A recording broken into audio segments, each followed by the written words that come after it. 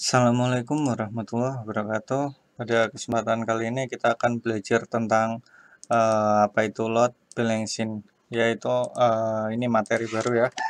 Jadi definisi load balancing sendiri itu apa sih? Pengertian load balancing secara harfiah adalah pembagian beban secara seimbang. Jadi beban apa nanti akan dilihat dari materi selanjutnya ya. Dalam jaringan komputer, ini pokok bahasanya adalah jaringan komputer. Jadi load balancing adalah proses distribusi beban terhadap sebuah layanan yang ada pada sekumpulan server atau perangkat jaringan ketika ada permintaan dari pengguna atau klien ya. Nah, namanya perangkat untuk menjalankan load balancing disebut load balancer. Oke, sampai sini pastinya belum paham. Jadi di sini saya punya sebuah gambar ya. Di sini ada gambar load balancing satu ini. Ini ada dua ISP. Apa itu ISP? ISP adalah Internet Service Provider.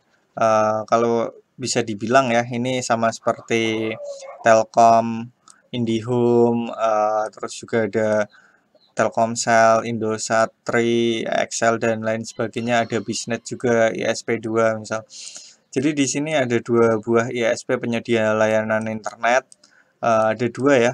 Kemudian nanti mau dipakai oleh klien ya. Kliennya di sini saya pakai satu dulu sementara ya. Tapi sebenarnya ini bisa lebih dari satu kliennya. Dan dua ISP ini dihubungkan lewat router. Jadi nanti koneksi internetnya itu diteruskan melalui sebuah router ini. Nah, masalahnya adalah gimana nanti si router ini memilih harus menggunakan ISP1 atau ISP2. Nah, itulah gunanya load balancing. Saya ulangin lagi ya. Load balancing pengertian load balancing secara harfiah adalah pembagian beban secara seimbang. Kalau dilihat dari pengertiannya tadi berarti bebannya nanti misal si klien di sini ingin mengakses sebuah situs di internet, kemudian dia pastinya meminta si router untuk menghubungkan ke internet, dirutekan pakai datanya. Nah, nanti mau ke ISP1 atau ke ISP2 itu yang jadi pertanyaan. Nah, si ISP ini nanti akan membagi tugasnya gitu, agar beban yang diteruskan nanti enggak overload ke satu ISP. Misal ya, kalau ini kan cuma ada satu klien, misal di sini kalau ada dua klien lah misal, yang satu nanti diarahkan ke ISP1, yang satunya nanti diarahkan ke ISP2. Biar apa? Biar nanti kalau misal koneksi ke ISP1 jatahnya hanya 10 Mbps, 10 Mbps sudah dipakai sama si laptop ini, kemudian yang satunya nanti 10 Mbps ke ISP2 gitu. Intinya biar koneksinya itu bebannya nggak cuman ke satu ISP. Jadi ya banyak sih keuntungannya, nanti akan lebih dijelasin ya. Ini ada gambar lagi ya, gambar kedua dari load balancing. Kalau tadi kan kita bahasnya tentang ISP ya. Sekarang load balancing yang biasa dipakai oleh server, layanan server. Tadi kan udah dijelasin bahwa dalam ini ya, dalam jaringan komputer, load balancing adalah proses distribusi beban terhadap suatu layanan. Nah, layanannya apa gitu? Kan banyak ya. Ada web server, ada uh, apa ya, MySQL server, database ya, atau apapun itu yang ada pada sekumpulan server atau jaringan ketika ada permintaan dari pengguna. Jadi di sini ada sebuah kliennya dari internet gini, dari uh, internet. Kita nggak tahu kliennya siapa, atau kalian yang mengakses ke internet buat membuka misal kalau di sini sih SMTP, ini monitoring jaringan sebenarnya di sini.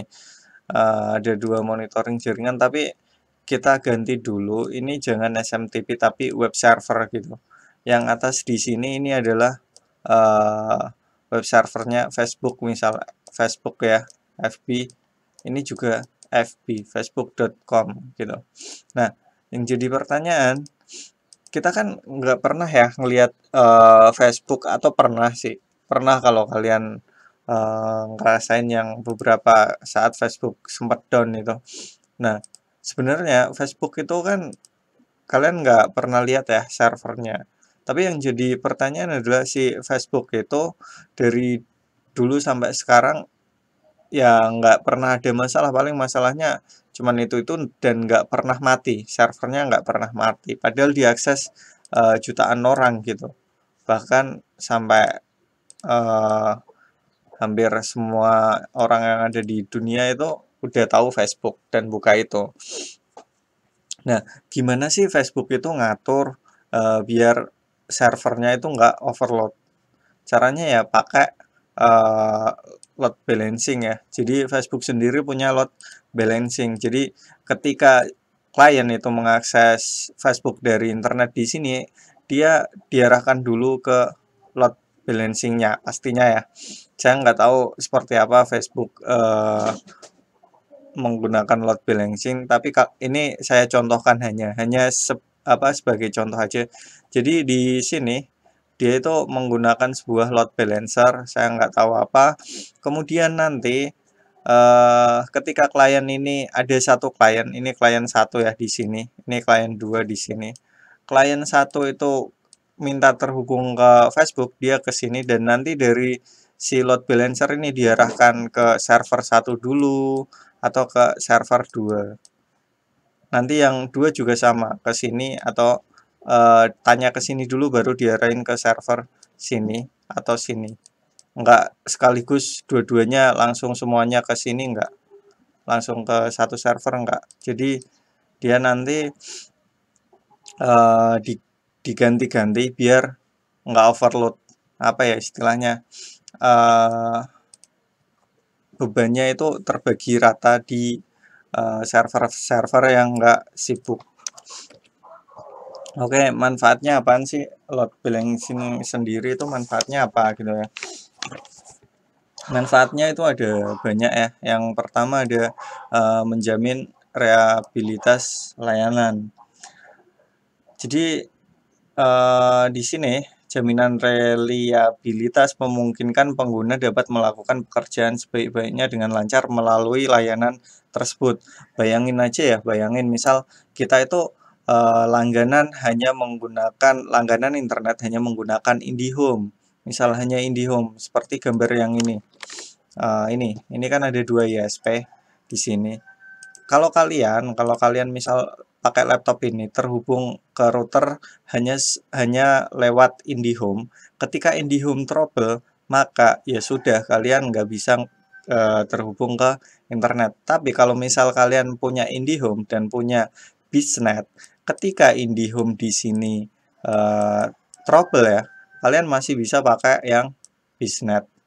Jadi ya ini loh, menjamin reliabilitas layanan. Jadi nanti kalian nggak ada kendala di sini, kalian tetap bisa berinternetan meskipun kalau ada salah satu di sini ISP yang mati gitu. Kemudian selanjutnya ada skalabilitas dan ketersediaan. Manfaatnya apa sih?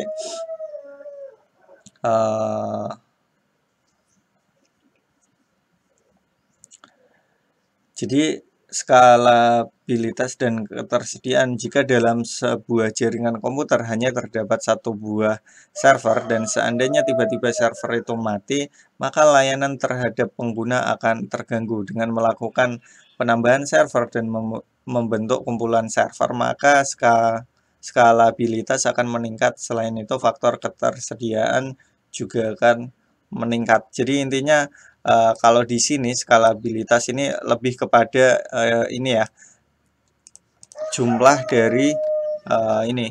Kalau misal di sini kita pakai load balancer satu di sini ya, nanti diarahin ke server 1 dan server 2. Itu kalau ada server lagi di sini gitu dan ada di sini kan lebih aman ya ketika ini servernya mati yang server satu, nanti dia bisa terhubung ke server 2, 3, 4 lebih banyak aja gitu. Begitu juga kalau tadi pakai yang uh, ISP sama juga. Ini kan baru apa namanya? Manfaatnya ini baru 2 ya. Gimana kalau kita pakai 3 ISP? Di sini ada ISP lagi gitu. ISP yang terhubung ke router kita. Ini kita pakai XL misal. XL atau Tree atau Oxygen atau apapun.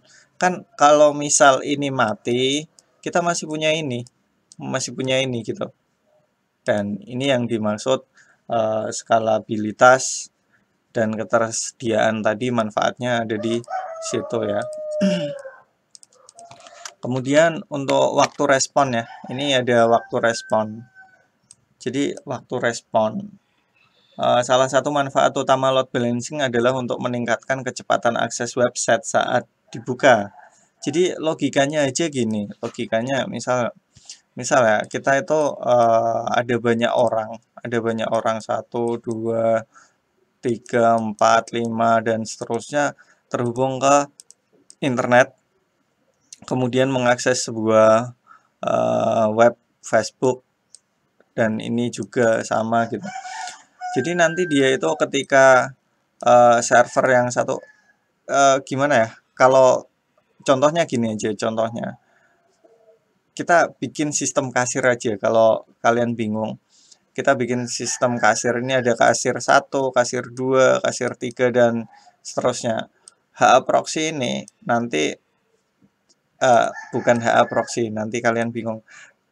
Load balancer di sini, load balancer ini nanti yang ngasih tahu ke kalian, misal ini kasir 1 lagi rame, jangan ke kasir 1 tapi arahin ke kasir 3 misal.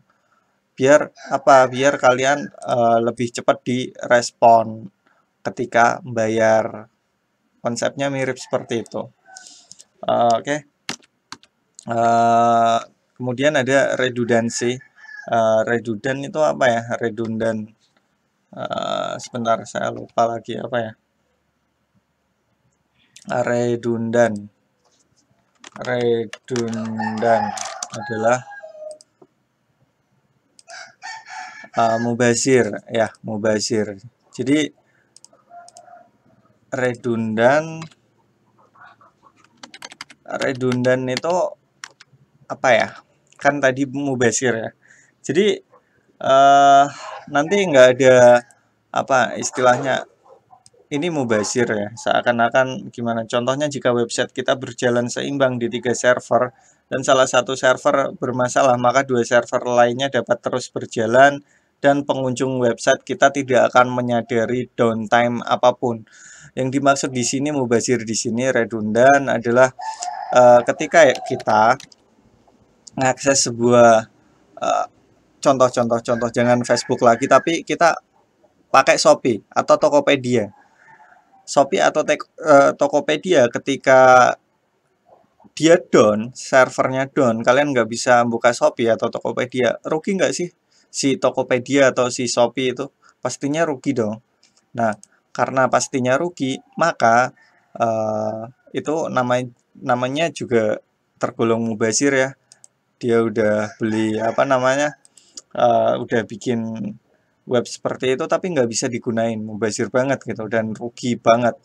Makanya kalau ada 2 server seperti ini, ketika satu down maka akan diarahkan ke yang lain dan nanti si klien itu nggak akan tahu apa-apa. Kalau ternyata ada ini klien nggak tahu apa-apa kalau ternyata ada satu server yang mati. Taunya ya masih bisa ngakses Shopee gitu, masih bisa ngakses Tokopedia. Kalian nggak akan sadar kalau ada satu server yang mati gitu.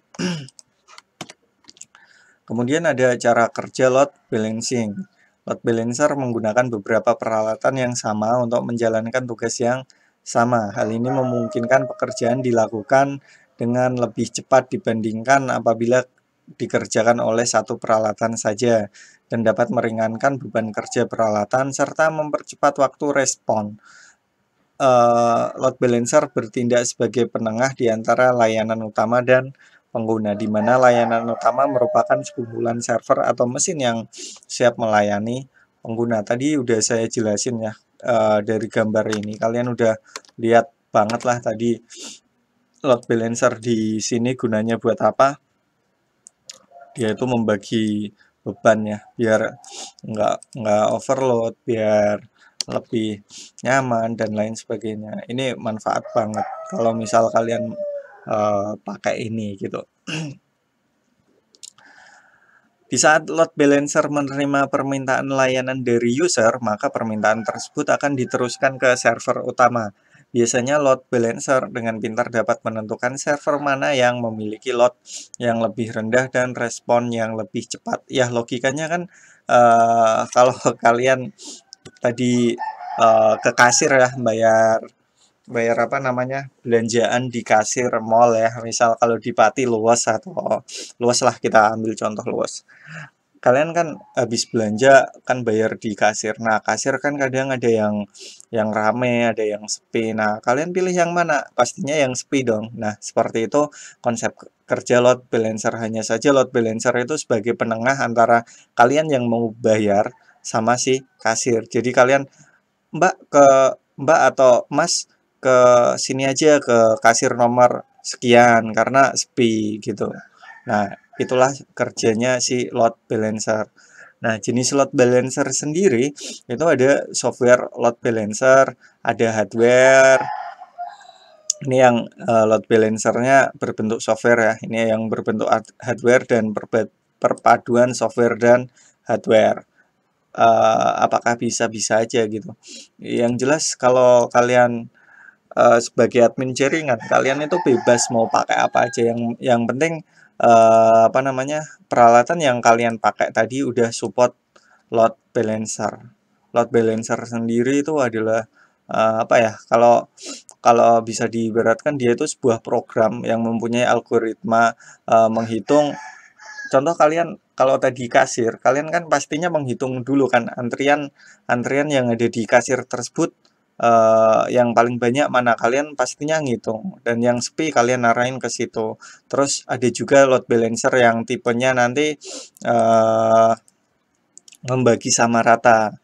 Kasir 1 udah, sekarang giliran kasir 2. Kasir 2 udah, sekarang kalau ada yang mau bayar lagi arahin ke kasir 3 dan lain sebagainya. Selanjutnya ada fitur load balancing, asymmetric load, aktivitas berdasarkan priority. Ini banyak banget ya. Jadi fitur load balancing itu banyak banget. Nanti kalau misal kalian apa namanya, belajar lebih jauh, kalian bakal ketemu ini gitu. Jadi salah satunya proteksi dari serangan DDoS. Kalau kalian pernah belajar tentang DDoS ya, sebenarnya ini bahaya banget. DDoS itu bisa bikin server itu down. Tapi kalau misal kalian ada load balancing, seakan-akan gini, kalau DDoS itu kita mau ngantri ke kasir ya, kasir 1, 2, 3, tapi kenyataannya kita itu nggak ada, sedangkan kasirnya udah diminta ngitung barang kita, tapi si kasir, atau kita ngomong, "Kasir, saya mau bayar." "Iya Pak," kan kasirnya gitu, tapi kita nggak jadi bayar. Dan gitu terus sampai kasirnya kan capek. Terus yang mau bayar beneran kan kalah sama kita yang hanya, "Kasir kita mau bayar, kasir kita mau bayar." Ada orang kayak gitu 1000 orang gitu. Nah, itu tapi nggak jadi semua. Yang jadi yang mau bayar beneran, akhirnya kan kegeser. Nah, itu konsep dari DDoS ya. Kapan-kapan kalau bahas masalah keamanan jaringan, kita pelajarin mungkin DDoS. Nah, untuk algoritmanya, algoritma load balancing itu ada banyak ya. Round robin ini yang sering dipakai, itu membagi sama rata, sama seperti saya tadi udah jelasin ke kalian bahwa kalau misal ini digilir ya, kalau kasir 1 udah, nanti arahin ke kasir 2, kasir 3, dan seterusnya. Begitu juga kalau load balancing di yang ada di server. Jadi nanti kalau server 1 udah, arahin apa namanya, permintaan ke server 2. Kalau server 2 udah ke server 3 dan seterusnya sampai balik lagi ke server 1. Kemudian ada rasio, fastest, last connection, threshold. Ini ada banyak banget ya. Ya itu buat materi kali ini. Kenapa dikit banget ya? Itu buat materi kali ini. Saya rasa ini pengenalan load balancing dulu. Nanti sisanya untuk praktikumnya pakai apa namanya mikrotik, pakai Debian. Saya kasih di video selanjutnya. Sementara kita belajar hanya pengenalan load balancing dulu karena ini materinya sebenarnya susah kalau nggak praktikum, tapi semoga apa yang saya jelasin tadi tentang pengenalan materinya bisa kalian terima. Kalau misal kalian masih bingung, silahkan kalian tanyakan aja, nggak usah takut buat bertanya karena yang susah itu menjawab daripada bertanya gitu ya. Sekian untuk materi kali ini saya cukupkan. Wassalamualaikum.